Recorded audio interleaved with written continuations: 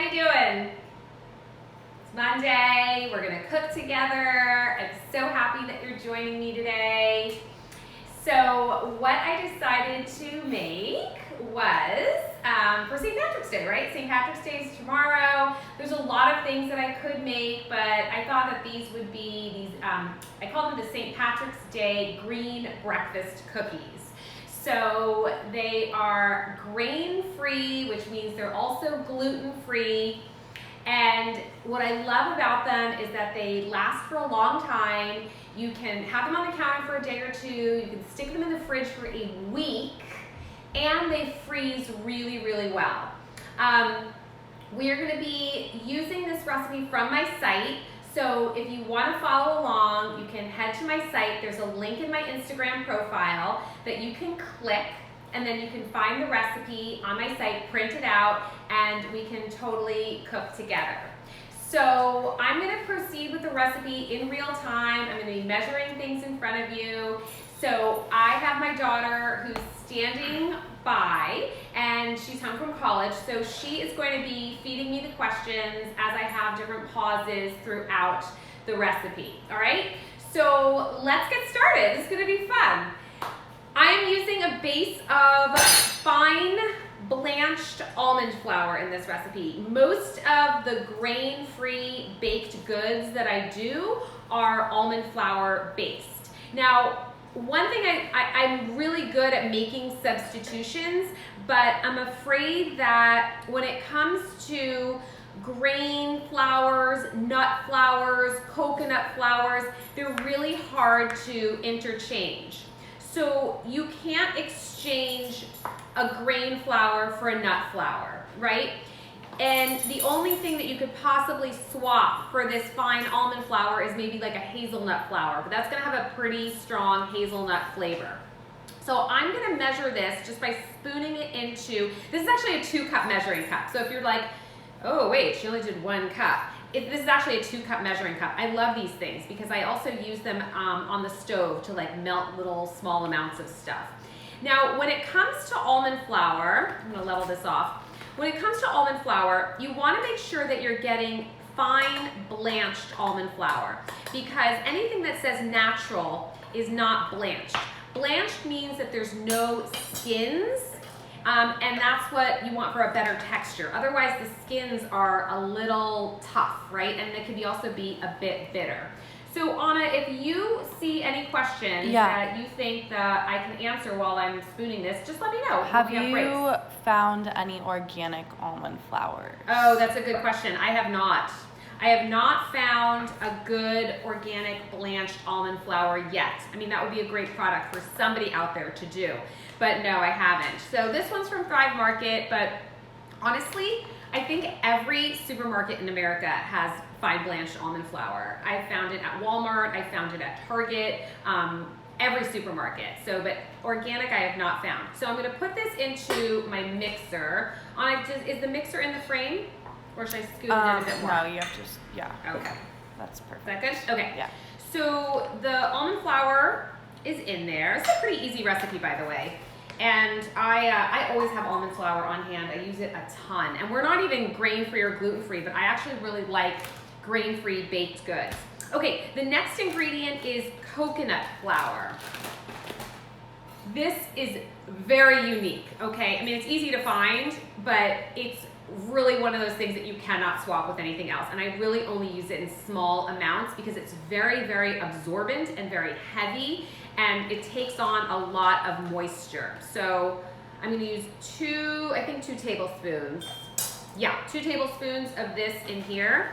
And all of these flours, just in general, anytime a flour might have any bit of fat in it, so whole grain flours, there's fat in that outside layer, that bran and germ layer has a little bit of fat. And when you open it up by milling the flour, then you're exposing the fat to air. So anything like the almond flour, the coconut flour, all of those I keep in the refrigerator, and they stay fresher for longer that way. All right, so next after that we have some baking soda. This is just like classic Arm & Hammer baking soda. I keep it in a glass jar because I feel like it's just easier that way because I take these with me to classes and, you know, these things get bounced around and I hate flowers just spilling out everywhere. And this is for leavening. So the leavening means that you need something that is somewhat acidic to allow this to react. And if we don't have any leavening, then things are very heavy and dense. Okay, some sea salt. You can use any kind of sea salt you want, just make sure it's fine grain. So it's a half of a teaspoon of that. And then a half teaspoon of cinnamon, ground cinnamon. If you don't want to add cinnamon to this, you don't have to, no problem. I'm gonna give you some swaps along the way. And in case you don't have everything, because I know what's happening right now, and we don't want to go to the store if we don't need to. All right, this is most of my dry ingredients. And then in the recipe, it says you can add in a bunch of different things. I have some hemp seeds here. I think one of the reasons that I chose hemp seeds is because they have a little bit of like this green color to them. I don't know if you can see that. So they're also really high in protein. They're high in good omega-3 fats. They're high in fiber. I throw these into my smoothies. In fact, people always ask me, like, what's your favorite protein powder? I'm like, I don't use protein powder. I use hemp seeds. So I'm gonna throw these in here. I don't think my kids will mind. They probably won't even notice them. They don't really have any flavor. They're just kind of nutty in here. Anything going on, Anna? Someone asked if there's a healthier alternative to cornstarch that you recommend. But Oh yeah, that's a great question. And I would say I use, yes, good job, Anna. I use arrowroot powder. That's, to me, is the best one-for-one with cornstarch. And it's much healthier, it's grain-free, and it's very natural. Like, it's not overly processed the way cornstarch is. The only time that I wasn't very successful with using arrowroot in place of cornstarch was when I made homemade pudding. Like, the arrowroot just wasn't strong enough, but same principle applies when you're using arrowroot, but one for one. if someone doesn't have coconut flour, what else can they use? So in this recipe, I'm really not sure. You'd be going in a territory that I haven't been before by making that swap. In like a cake or a muffin recipe, I would say, like, don't even try it. In this recipe, you might be able to get away with something like a grain flour, like an oat flour. Oat flour is a little bit heavier than other grain flours. So you can find gluten-free oats and you can just grind them up in your food processor or your blender. And then that would be my only suggestion. And I'm just gonna tell you, I'm not really sure if it would work. So you'd be on your own there, sorry. If there's a nut allergy, what can you swap out for almond flour? Nothing. I'm so sorry. Tomorrow's recipe will not have nuts in it, but unfortunately you can't. I would just, make something else. Make my green pancakes. You can make that into a waffle recipe if you're just trying to do something fun. You can blend spinach into a smoothie, but in this particular recipe, I don't have a swap for the almond flour. I'm so sorry. Okay, so we have here some unsweetened coconut flakes. I like the texture of this. I just find that when you make this with just the almond flour and the coconut flour and no additional texture, it's just kind of a little boring. So I'm adding in some coconut flakes here, more like shredded coconut. And then I'm gonna use coconut oil, but there's other swaps here that you can make for the coconut oil. You can do ghee. You can do unsalted butter at room temperature. Those would all totally work fine. There's actually a brand called Fourth and Heart, and they have a vanilla ghee, which I think would be amazing. Ghee, for those of you that don't know, it's spelled G-H-E-E, and it's a clarified butter, which means it's butter that has the milk solids removed. So it's like melted, it's allowed to separate, and then the milk solids are taken out so it doesn't burn. And a lot of people can digest it better. They use it in Ayurveda in cooking, and they say it's like a very healing food. I like it a lot. I just don't use it a ton, but I have used it in this recipe. So we're gonna use coconut oil at room temperature. I've got 1/4 of a cup here, and then I'm gonna measure out 2 more tablespoons, like that. And I'll just kind of guesstimate 1/2 of this 1/4 cup. So that would be the 6 tablespoons. All right, like this. This a unrefined coconut oil, a virgin coconut oil. I like to get all my oils in glass because plastics tend to leach a lot with fat, so we don't need any extra plastic in our life, right? All right, here we go. Any more questions on it? No, but one of your followers has found an organic almond flour on Amazon called Anthony's. Oh, is Anthony's is organic now? Because they didn't used to be. I've bought Anthony's before, and that's awesome. So now we know where to get organic almond flour. All right, so I'm gonna blend this up just kind of gently. We're gonna get everything to get combined really well. Yes. What's the benefit of unrefined coconut oil? Oh, that's an awesome question. So let me push this off to the side so you guys can hear me. So unrefined oils basically mean that they haven't gone through chemical or heat processing. And both of those things not only can damage the oil, but in the case of chemical processing, they leave a chemical residue behind. And any kind of like over processing of oils also can damage a lot of the nutrients. So there are some oils that really have a lot of beneficial nutrients, like olive oil, for example. And then when you have this refining process, you damage the nutrients that you would really like to benefit from. So that's the reason that I don't use refined oils, whether it's coconut oil or olive oil or any kind of oil. So just, you can read your labels. Like this one, for example, it's by Nutiva. It doesn't say unrefined on the front of it, but it does say in the ingredient list, unrefined on the ingredient list. Okay, I have to combine this a little bit more. I just wanted you to be able to hear me. Let me clean up a little bit. And then what we're gonna do is get the second stage of ingredients. Right here. So I've got them on my baking sheet. And this is obviously the way we're gonna get these cookies to be green is with some spinach. So I have some fresh spinach here. I don't have much, but I think I have enough for this recipe.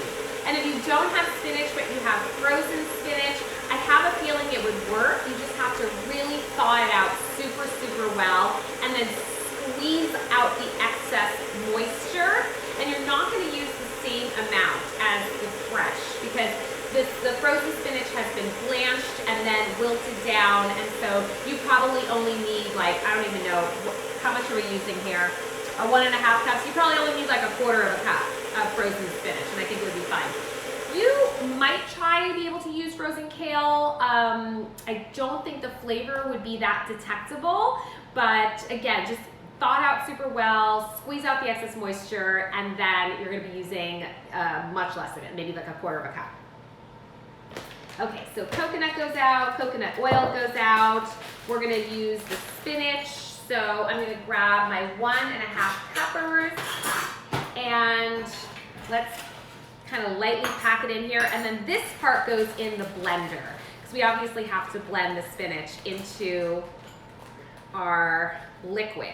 So there, this is baby spinach, like that, nice and bright green. So we're adding in some good nutrients. This is a good opportunity also to, get your family to eat something green and then they'll like it so much that maybe they'll want you to make green cookies all the time. There's also a green muffin recipe for the gal who was nut-free.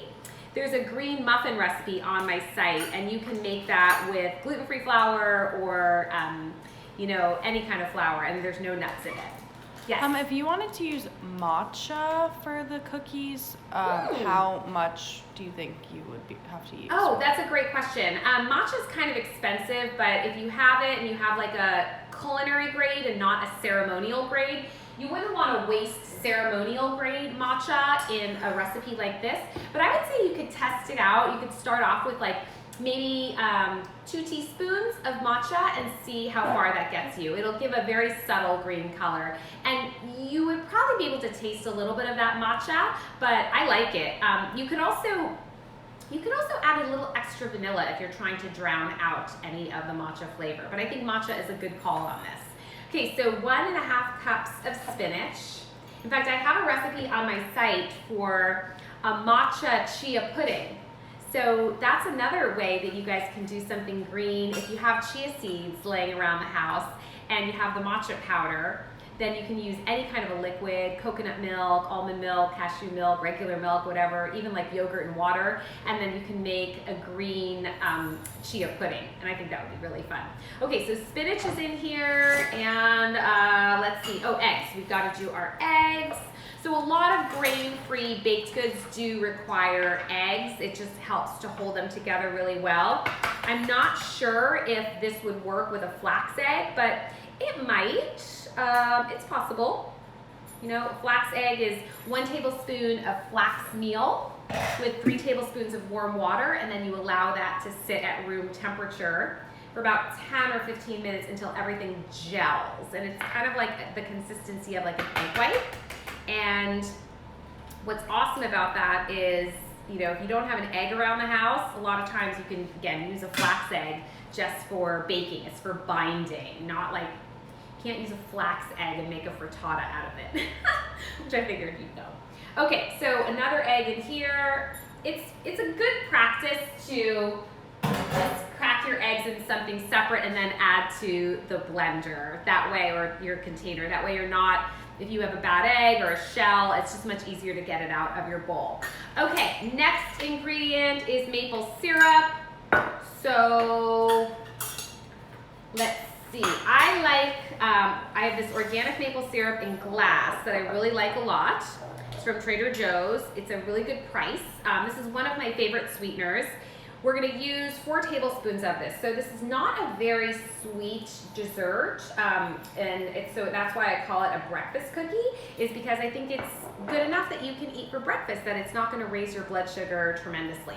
And that's one of the other benefits of grain-free baked goods, is that because it's mostly nuts, the glycemic index is not gonna be quite as high as a flour-based food, right? So even whole wheat flour raises your blood sugar very, very, very quickly. Okay, I love these little measure and pour shot glasses. Pour in our maple syrup, and then some vanilla extract, which I love. I use this in so many different things. I've just guesstimated that. And I think we're good.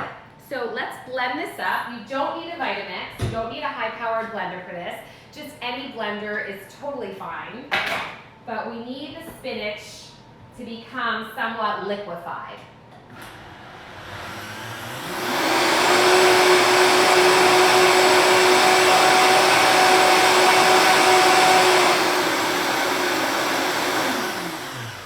Great. That is such a pretty color. Look at that, you guys. That is so pretty. Okay, look at it from this way. If I tipped it anymore, I was going to pour it right onto the counter. So let's move this out of the way and get my mixing bowl back. And now we'll just add this in here. Woohoo! It's St. Patrick's Day coming up. I'm making green cookies. All right, so one more little like spin, and then that looks good. Okay, cool. So what I'm gonna do now is I'm gonna ask my daughter what she wants me to add in to the cookies. So in the recipe, I've given a couple of suggestions for different add-ins if you want. Pistachios are a nut that when you cut them, they kind of have a little bit of green inside. So that's one of the reasons that I suggested them. But they also have a little bit of a flavor, and you know, not everybody loves them. I like them. So we can add pistachios, or we don't have to. Some other suggestions, let's see. So I've got some toasted and salted pistachios here. Yum. Yeah, they're yummy, huh? Yeah. So you can see how they have like just like a little smidge of a green color. So that's one option. I love green raisins or golden raisins. Make sure you're getting ones that are sulfur dioxide free. We don't need any sulfur dioxide. So these are not quite as attractive as the ones that are like super bright yellow because these are not treated with a preservative. So how do you know if your dried fruit has sulfur dioxide? Just read the ingredient labels. It has to be listed there. So I think I might be interested in adding some of these. And then, you know, if you want, everybody always asks me with desserts, like, can I add chocolate chips to it? I'm like, of course you can. Why not? Of course you can. I love chocolate chips. So I've got ones here by Enjoy Life. These are mini chocolate chips. So these are tiny ones. And then I've got these organic dark chocolate chunks from Thrive Market. I don't know, what do you think, Anna? I would love to do the mini chocolate chips per the request of a lot of my friends on your comments. So Minis? yeah, I would prefer that. Okay, because you don't like chocolate that much, right? Yeah, but I mean, can we do some of them with pistachios too, or are we just doing one? Sure, we can do whatever you want. Okay. So here's our green batter. Look at that. Isn't that beautiful? And what's so great about spinach is that, first of all, it's one of the most nutrient-dense foods, so it's awesome. And then number two is that it doesn't taste like anything. So you can blend it into your smoothies, you can even blend it into your oatmeal, you can blend it into rice. I mean, I've blended it into so many things, and it just makes everything like super green and vibrant, and you don't taste it. So I love it. Okay. We're gonna take this nice big scooper. I love these swing arm ice cream scooper. Why are you laughing at me, daughter? Why are you laughing at me? I'm just laughing at the comments, I'm sorry. Okay, well tell me what some of the comments are. No, it's just my friends are, Oh, okay, got it. happy with my decision. That's Yes, okay, got it. All right, so we're gonna take this swing arm ice cream scooper. Let's add, you said you wanted mini chocolate chips? Yes. Let's do mini chocolate chips and pistachios. Yes, perfect. First of all, that would be such a good ice cream flavor, huh? That would be. I would love that. I personally prefer dark chocolate chips, but since you're here, and I know how sad you are that you're here, I'll let you decide.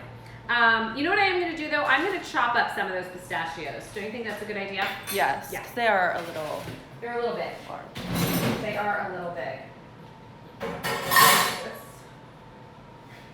Okay, so I've got a big knife here. Let's put this off to the side. We got our pistachios. Let's do like that. Yeah.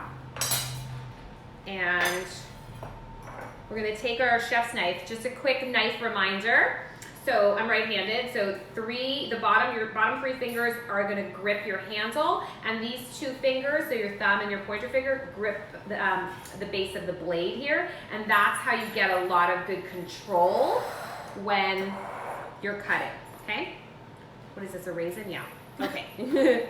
So chop like this, and you can just guide your knife. You're not gonna, there are many ways to do this. You could also put this in a bag and just smash it about with a meat mallet or a rolling pin, that's all fine, but try not to use too small of a cutting board because then you won't be able to keep them contained, right? So we'll just chop these up, not too small. I want there to be some texture, but there, that looks good. And I can already see the green color on the inside, which is what makes it really fun. And listen, I know that we are all, you know, not necessarily prepared for what's happening, but there's always great ways to, you know, keep our food fun and festive. So if you don't have spinach and you want to make something green, just dig through your pantry, see what you've got. Maybe you've got kiwi that you could put on your kids' toast in the morning and make some shape out of it. Or, you know, maybe you have some hemp seeds and you could put it in the shape of like a shamrock or on their oatmeal.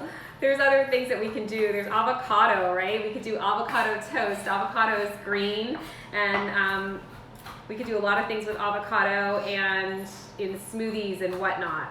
Okay, I think that looks about right. So that's pretty well chopped. For those just tuning in, do you want to remind Oh yeah, that's a good idea. So if you're just tuning in, welcome. I am doing a class today on my green breakfast cookies because it's St. Patrick's Day tomorrow and they are grain-free. And I am probably going to go live every day this week at noon and maybe for the rest of our lives. I'm just kidding.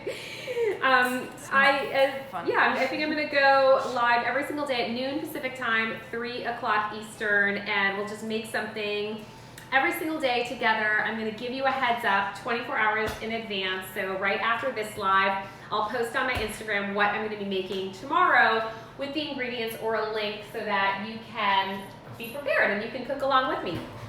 So we've got a parchment lined baking sheet here, and then my big scooper. You can also use a 1/4 cup measuring cup. And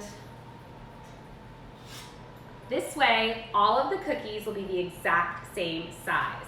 Now, I am not one to do like macros or look up calories or anything like that, but I would say the serving size for one of these cookies is 1 cookie. So I think that will give you plenty of protein. I think it will give you a good number of calories, but not too many. And I think the danger with them lies in eating it so fast and then you don't remember that you ate anything and you don't register that you are no longer hungry, and then you eat like 3 of them. It's really easy to eat these fast because they're kind of small. So I would say, like, you know, have one with a cup of tea and enjoy it and savor it. But almond flour, you know, is pretty caloric. So even though it doesn't look like there was a lot of fat in this recipe, almonds do have a lot of good, healthy fat. Okay, I saw this really funny meme. Is that what it's called, Anna? Yes. Is it a meme? Okay. Yes. That somebody sent me, and it was a picture of a very fat squirrel, and it says, me, I think I posted on my stories, me after eating all of my quarantine food in 2 days. I thought that was so funny.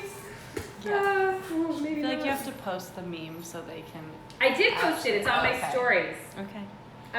Okay, so these are not going to spread very much. You can get like 9 to 10 of these cookies. I think I'm going to, see, this is not a lot of batter in here. So I think what I'm going to do is, yeah, I'll do like a little baby one.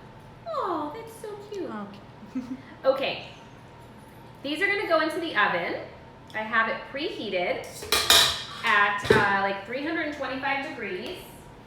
And, you know, nut flour does burn, so you got to be careful. Where's my recipe? Under here? I don't even know where it is. Okay, oh, right here. So 325 degrees, and we're cooking them for 25 minutes. So you want them to be lightly golden on the underside, and then they're going to be just a little bit dry on the outside, but they're going to be nice and moist and like chewy. I'll be right back, and then I'll take your questions in a second. Okay, so Anna, scroll back and just see if we missed anything. 25 minutes. If someone didn't use spinach, should they decrease the liquid or add more flour? Oh, that's a really good question. I have to try and remember that. I think that you are totally fine just not even adding spinach, just doing the recipe as is. Direct message me on Instagram and I will look up, because I have a version of this recipe that doesn't use spinach. So I think it's on the chalkboard. So Anna, why don't you look up the chalkboard and look up like my coconut breakfast cookies, and then see what the measurement is. Okay. And then, yeah. And now where can people find this recipe under your blog? So there's a link in my Instagram profile. So go to my profile page. There's a link there, click on that, and it might be the second one down, and it says St. Patrick's Day Green Breakfast Cookies. Otherwise, you can just go to my website, PamelaSalzman.com, and it will, you know, there's a search bar at the top, and then you can just click it on like green breakfast cookies, and it'll come up. It'll be the first one to come up. So just like on the chalkboard.com or chalkboard mag or like Pamela Salzman breakfast cookies. Yeah. Okay. Anything else? Yes. Honey I Bake says, so excited for this every day. Anna, will you be participating every day? Yes, since I have nothing to do. Is unblanched almond flour better for you than blanched? When would you use each of them? Okay, so blanched almond flour, which is what I'm using today, specifically implies that there are no skins on the almonds. So they are completely like a blonde color, and they don't have that brown skin. And so therefore the almond flour will also be really, really light colored without flecks of that brown in it. When you have something called natural almond flour, it's not specifically called unblanched. It just means that it hasn't been, the skins have not been removed. So those are the two options as far as flour. You're gonna find blanched with no skins, or you're gonna find natural that still has the skins. Another option in these products is something called almond meal. Almond meal is not great for baked goods, in my opinion. It's a coarser texture, it's not as fine as the flour, and I would use it in recipes where the texture is not that important. So if you're doing a crisp, like a fruit crisp, then it doesn't matter, like if the recipe calls for almond flour, it doesn't matter if you use meal or flour, if you follow.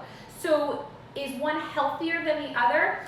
Some people think that the skins are, in Ayurveda, they say that the skins are like not that good for you, and that they have phytic acid, and so they're hard to digest. I heard one Ayurvedic practitioner tell me that the skins will increase wrinkles in your face, and I immediately threw out all of them. I'm just kidding, but she did say that to me, which I thought was like, what?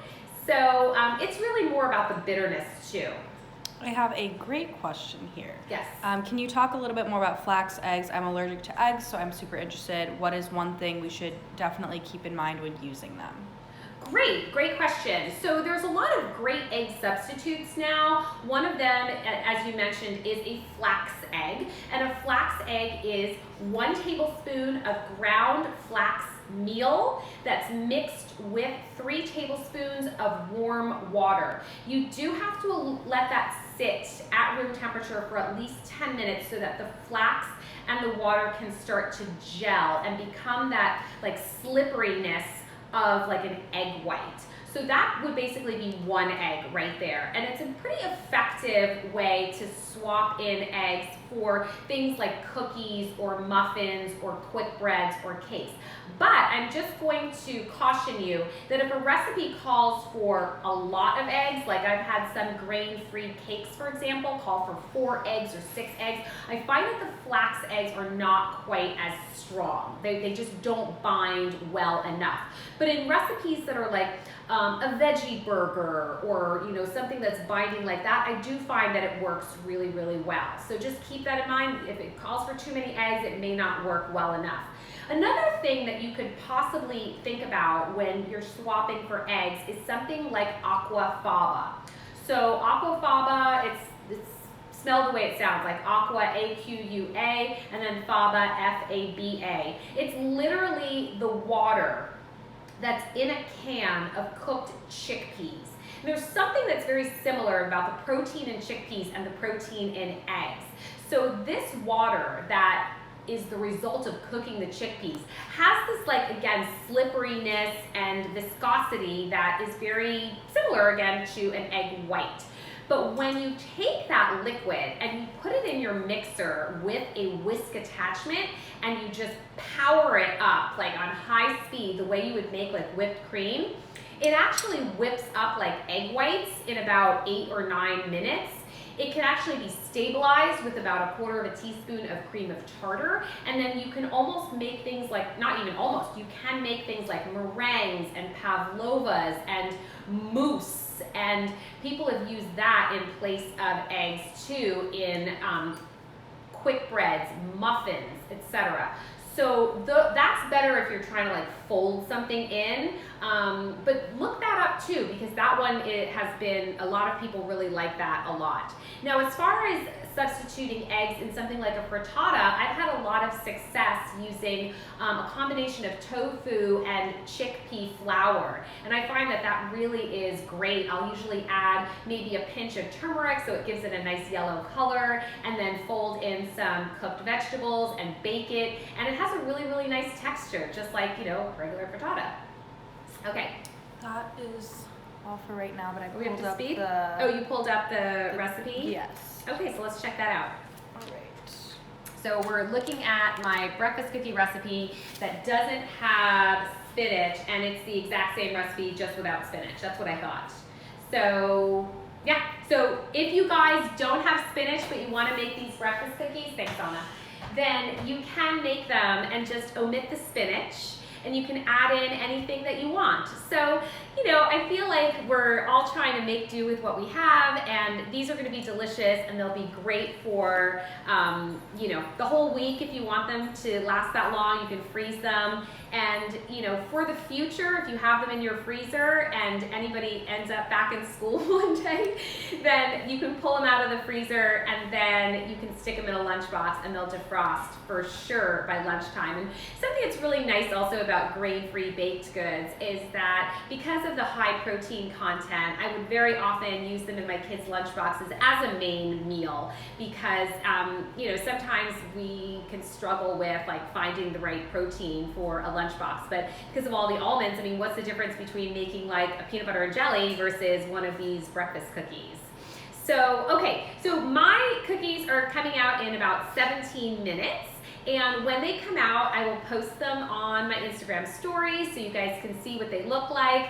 And I think that unless we have any other questions that come up, I think that's probably going to be our live for today. Okay, one more question. Yeah, going back to yesterday, can you post cooking times for pressure cooking beans, please? Oh, sure, absolutely. So we did an Instagram live yesterday on pressure cooking beans, and just talking about dried beans in general, because a lot of people have bought beans and are not sure how to cook them. And it's really, really easy, but for the Instant Pot, if you want to pressure cook your beans, if you have soaked them, generally speaking, 30 minutes should do the trick. And by soaking, I'm thinking anywhere between 6 and 8 hours, okay? So if you've soaked any less than that, you may need to add an extra minute. And then for unsoaked beans, 35 to 40 minutes.